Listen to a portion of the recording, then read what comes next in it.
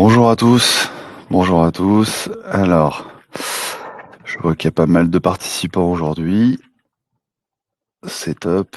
Et pas mal de gens qui sont déjà arrivés. On va juste attendre 1 ou 2 minutes avant de commencer la présentation et ensuite la démonstration, que les derniers arrivants arrivent. En tout cas, merci pour votre adhésion et puis on va pouvoir commencer. Bonjour Patrice, bonjour Thierry, bonjour Romain, bonjour Magali, Nicolas, Edith, bonjour.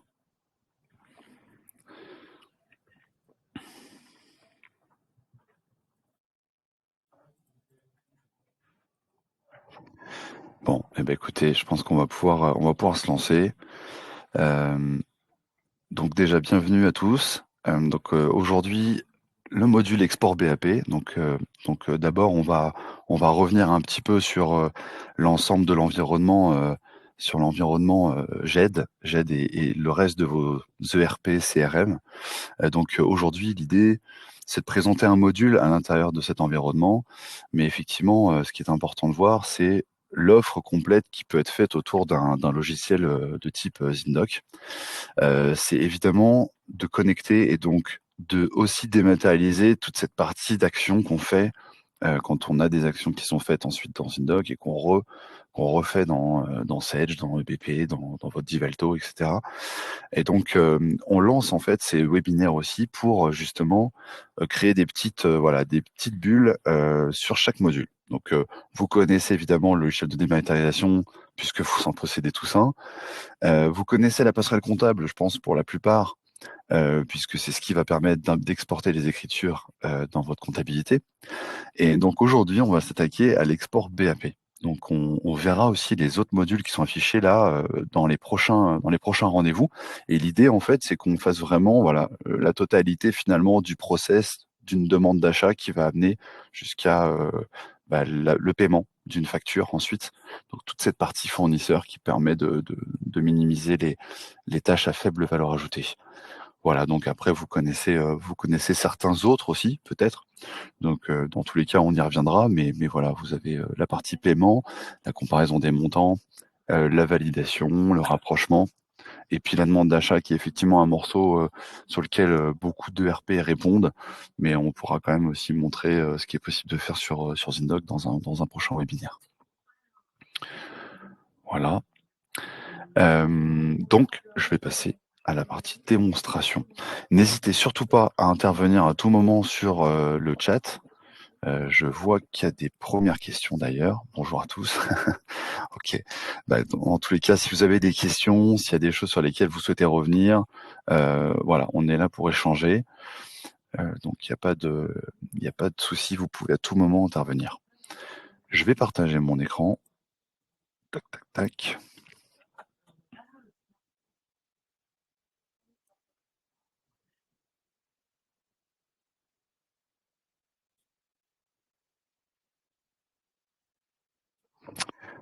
Voilà. Donc vous devez tous voir l'écran qui s'affiche. Vous connaissez l'interface. Alors je vais essayer de, rapidement passer sur la partie PHP puisqu'évidemment c'est le sujet du jour. Mais, vous reconnaîtrez évidemment les étapes, en amont et en aval. Donc on a d'abord évidemment le classement, vous reconnaissez tout ça. La partie gestion comptable avec l'exportation des écritures. On a ensuite évidemment le contrôle facture BL, facture réception, qui peuvent être faits. Bon, on y reviendra plus tard, je veux pas, m'étaler là-dessus. La validation des frais généraux et cetera. Ensuite, on a évidemment le process et c'est évidemment le BAP vient en amont du process. On a les valideurs qui vont apporter, leur tampon sur, les factures qui circulent et ensuite, on va passer en statut BAP. Donc évidemment, on ne tombe en statut BAP que si l'entièreté du process a été effectuée. Donc forcément, voilà, si vous avez des gestions de montants, des gestions de valideur N+1, N+2, en fonction de tel achat ou de tel fournisseur et cetera, tout ça, c'est des critères restrictifs qui permettent de ne pas passer en BAP évidemment si on n'a pas respecté tout ce process. Mais Ça, vous le savez déjà. Je veux juste marquer le point quand même parce qu'évidemment, on ne peut pas exporter en BAP tout et n'importe quoi. On a forcément d'abord l'export des écritures, on a forcément le process de validation qui a été effectué. Donc ça, c'est des critères qui sont voilà, faits en fonction de votre process à vous. Donc évidemment, chacun a le sien. Et ensuite, on arrive sur l'export BAP. Donc l'export BAP, l'idée évidemment, c'est d'incrémenter votre logiciel avec la liste des factures qui sont bonnes à payer. C'est tout bête, mais c'est important de le rappeler. C'est vraiment d'avoir effectivement une massification de cette donnée-là, de ce transfert de données-là, pour vous permettre de ne pas le faire déjà une par une, de le faire potentiellement avec des erreurs, puisque voilà, on le fait manuellement, il y a une main humaine, donc les erreurs sont possibles. Et puis surtout, de l'automatiser. Et ça, on va y venir. Alors aujourd'hui, je vais le faire évidemment manuellement pour vous montrer comment ça se passe, mais il est possible de l'automatiser. Voilà, je peux dire tous les soirs, je vais exporter toute ma liste de documents qui sont tombés à BAP dans la journée et qui vont s'exporter automatiquement dans un dossier pour ensuite être intégrés dans votre logiciel de comptabilité ou de paiement d'ailleurs, pour pouvoir ensuite faire le reste des actions. Donc, j'arrive sur l'export BAP. Dans mon exemple, j'ai 39 factures qui sont tombées en BAP, donc ont suivi, comme je le disais, le process de validation. J'ai deux possibilités. Soit j'ai tout simplement un bouton que je peux actionner. Je clique dessus. Automatiquement, ça va me générer le document sur mon serveur, sur un dossier en local où vous souhaitez le déposer. Soit effectivement, je peux passer par le dossier. Donc là, pour la démo, je vais passer par le dossier, mais vous pourrez évidemment avoir le bouton. Je prends mes documents. Alors, je peux tous les prendre d'un coup, évidemment. L'idée, c'est de pouvoir générer l'export BAP. Alors, vous allez voir, c'est très rapide, très simple. Ça vous met tout simplement, en fait, le liste de vos documents BAP avec les pièces comptables, puisque c'est le lien, la pièce comptable, entre ce qui existe dans votre logiciel et ce qui existe dans Zindoc. Donc ça, c'est très important en général d'avoir forcément la passerelle comptable en amont. Puisqu'en fait, nous, comme on récupère le numéro de pièce comptable lorsqu'on fait la passerelle comptable, on a ensuite cet index pivot entre les deux documents, enfin entre l'information de BAP et le document qui nous attend dans votre logiciel de comptabilité, et donc ce lien qui est important, qui est même obligatoire. Donc ce lien-là, il existe ici sous la forme du numéro de pièce comptable et qu'il existera d'ailleurs toujours sous cette forme-là. Et il permet en fait de valider que j'ai ma liste de documents. Donc ça, encore une fois, pareil, si c'est automatisé, vous le verrez pas. Mais ce qu'on conseille en général, c'est de commencer d'abord par une période où on le fait tout manuellement et ensuite on peut l'automatiser au bout de 2-3 mois. Donc je valide. Alors, je vais dans ma démo les marquer, ne pas les marquer comme documents exportés, mais évidemment à l'export, automatiquement, ils vont passer comme exportés en BAP avec le statut qui va changer, la date d'export, etc., etc. Je vais pouvoir vous le montrer. Je fais l'export, automatiquement, j'ai mon fichier qui est sorti. Voilà, donc ça met une microseconde à s'afficher. Tac. Je vais vous afficher le document. Bon, alors le document, il n'est pas très intéressant. Il correspond évidemment au format de la démo, mais voilà, si vous avez besoin d'un format un peu particulier, peut-être sous XML, sous XLS, etc. Peu importe le format, évidemment, on s'adapte, hein, puisque ça fait partie de la prestation de paramétrage. Mais en gros, on retrouve la pièce comptable, l'information de BAP, et ensuite, il suffit juste de l'importer dans votre logiciel de comptabilité pour que l'ensemble de vos documents en attente se mettent en statut BAP. Voilà. Donc évidemment, ça permet de faire de la massification, comme je disais, et de reprendre cette information. Si ensuite je cherche tous mes documents sur lesquels effectivement j'ai un statut BAP qui est passé, je vais pouvoir les retrouver. Donc je vais prendre effectivement sur mes recherches l'export pour BAP, c'est automatique, hein, comme je le vois effectivement à gauche, le numéro de pièce comptable exporté, etc. Tout ça, c'est des index qui sont automatiquement remplis lors de l'export et qui permettent en fait de changer de statut automatiquement, évidemment de ne pas réexporter. Donc on évite 100% des erreurs de doublons sur cette partie-là. Voilà. Écoutez, en tout cas, voilà, d'un côté j'ai le bouton, d'un côté j'ai la possibilité de le faire manuellement. J'ai ensuite la possibilité de le faire automatiquement à des fréquences variables. Et, euh, et donc c'est un export qui en général s'automatise aussi du côté de votre logiciel comptabilité pour permettre d'avaler le document automatiquement. C'est vrai qu'on a des logiciels sur lesquels on va devoir l'importer. Bon, Si de toute façon on le fait en masse, ça nous fait gagner un temps important. Mais il y a aussi des logiciels, type Sage qui permettent aussi d'aller aspirer automatiquement ce document et donc de le faire, potentiellement à des heures, de fermeture des bureaux pour aller constater ensuite que tout a été validé en BAP. Voilà pour la partie démonstration. Est-ce que vous avez des questions? Est-ce qu'il y a des choses sur lesquelles vous aimeriez revenir? Je vais arrêter le partage de mon côté. Je vois qu'il y a pour l'instant pas de questions. Si, Magali peut-être?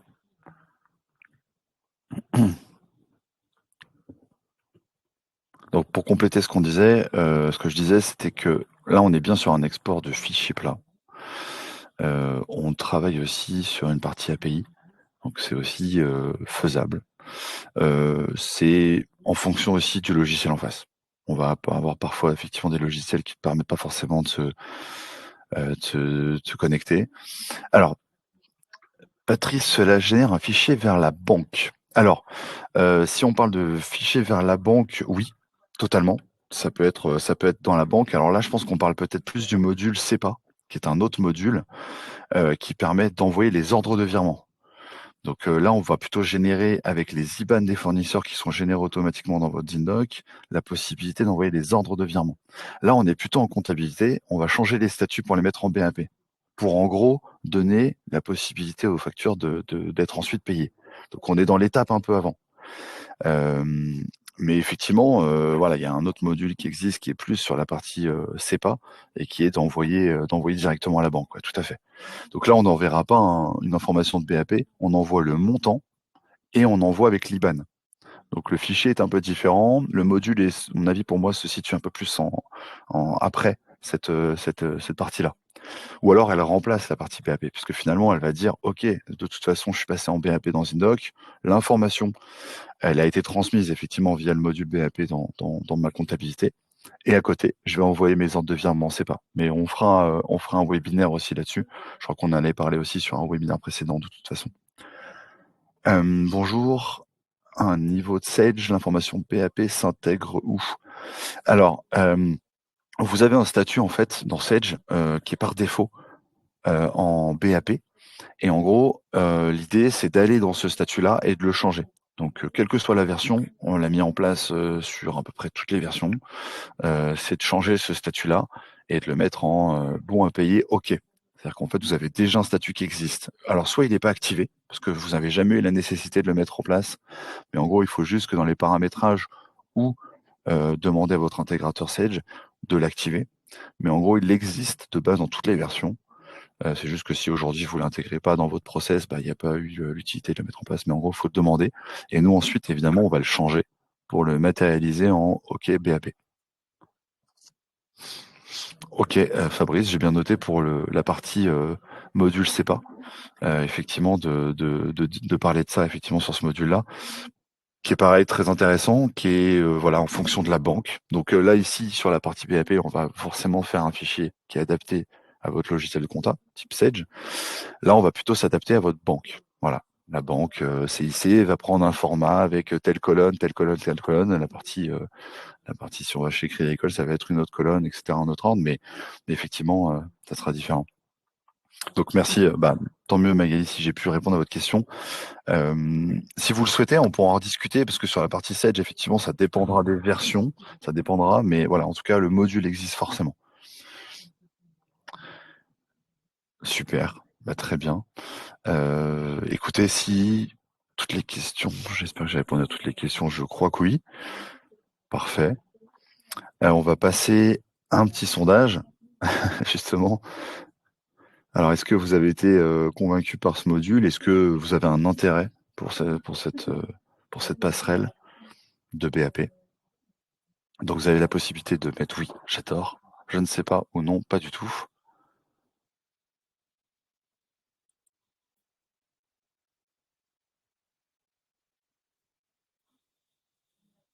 Tac et je vais aller voir les sondages. OK, OK. Alors je ne sais pas, j'espère que si vous avez des questions, vous n'hésiterez pas à les poser. Ouais, non, pas du tout. Alors, je pense qu'effectivement l'intérêt alors déjà, il est dans le côté quantité. Il faut que vous ayez, de la quantité. Bon, après, je pense que du moment où vous avez un logiciel type Zindoc, en général, vous avez de la quantité. Il faut qu'il y ait un intérêt aussi parce que vous avez déjà une passerelle qui est possible, mais maintenant tous les logiciels sont ouverts à ce genre de connexion. Et puis la dernière chose aussi, il faut voir aussi la fréquence. C'est vrai que si vous faites, par exemple, vraiment à la volée du PHP, bah, soit vous changez votre méthodo et puis vous dites, bah, tiens, toutes les semaines plutôt parce que maintenant que je vais pouvoir le faire en masse, bah, je sais que ça va me prendre 2 minutes, donc je vais pas le faire toutes les 2 minutes et là, j'ai un intérêt qui peut croître. Sinon, effectivement, pareil, c'est pas forcément intéressant. Ce qu'il faut vraiment voir, voilà, c'est tout ça et puis, aussi, est-ce que, est-ce que dans votre process, ça a du sens? Alors dans le chat, je vois qu'il y a une nouvelle question peut-être. Alors, Romain, quel est le coût de ce module complémentaire?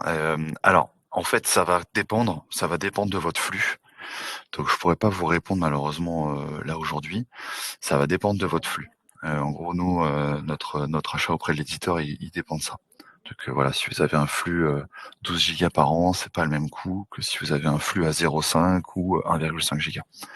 Voilà, mais n'hésitez pas évidemment de me demander ça, en privé. Je vous répondrai. D'ailleurs, je noterai votre question. Je me permettrai de revenir vers vous sur cette question et de vous apporter une réponse. Alors, sondage, bah, écoutez, parfait. Merci. Merci pour votre réponse. Donc, plébiscite pour le oui. Donc, ça fait toujours plaisir de se dire que le webinaire a du sens et puis que ce module ensuite a du sens, puisque l'idée évidemment c'est de pouvoir vous apporter des améliorations sur ce process.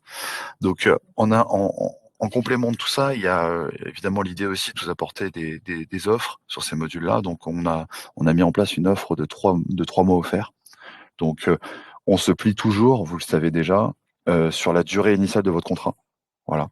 Donc aujourd'hui, s'il vous reste 18 mois, on se réglera sur ces 18 mois. S'il vous reste 3 ans, s'il vous reste 5 ans, on se réglera toujours sur la durée exacte de votre contrat actuel. Et donc, on vous fera ensuite 3 mois sur cette durée-là. Donc, s'il vous reste 18 mois, il vous restera 15 mois uniquement sur le module. Voilà. Donc ça, évidemment, c'est avant le 31/12 pour cette offre. Bah, écoutez, en tout cas, merci. Je vois qu'il y a OK. Edith, je vois que vous êtes en train de taper une question. Est-ce que j'ai répondu à toutes les questions? Je crois que oui. Super. Pour passer au module CEPA, est-il obligatoire d'utiliser le module PAP? Non, non, non, pas du tout. Pas du tout. On peut évidemment avoir que le module CEPA ou que le module BAP. Je dirais même que parfois ça vient en contradiction. C'est-à-dire qu'en général, quand on va importer la liste de ces factures à passer en BAP, souvent, et bah, ça veut dire qu'on va pouvoir enclencher automatiquement. Par exemple, le Setch paiement permet ça. Je vais importer automatiquement mon fichier avec toute ma liste de factures BAP. Elles vont automatiquement passer en OK pour virement dans mon Setch paiement et mes virements vont se faire. Donc, j'ai aucun intérêt dans ce cas-là d'avoir le module SEPA. Alors que, à l'inverse, quand j'ai mon module SEPA, bah, ça peut très bien avec le module BAP. Ça dépendra, effectivement. Et bah, vous avez raison. Bah voilà, j'ai répondu à votre question, Romain. C'est tout à fait ça.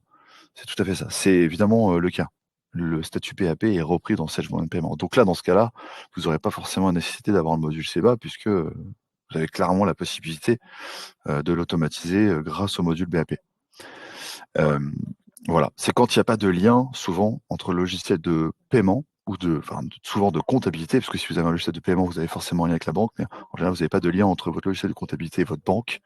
Et bah, Zindoc va permettre ce lien-là, tout en sachant encore une fois, mais je vais pas trop m'étaler sur la partie CEPA, mais voilà, vous avez des récaps qui se créent dans votre banque pour vous assurer que vous n'êtes pas en train d'envoyer 150 virements à n'importe qui, mais on y reviendra. Mais voilà, ça peut être complémentaire, ça peut être un seul et même module. Voilà, il faut vraiment voir en fonction de ce que vous avez comme logiciel. Eh parfait. Bah, écoutez, en tout cas, je vous remercie.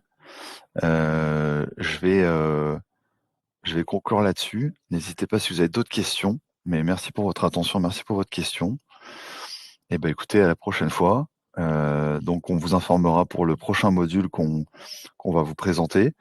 Voilà et puis n'hésitez pas. Je me permettrai évidemment de revenir vers vous pour, bah, voilà, vous questionner sur l'intérêt que vous aviez énoncé au départ et puis sur, la partie sondage et puis qu'on puisse avancer ensemble. Merci beaucoup. Merci à tous.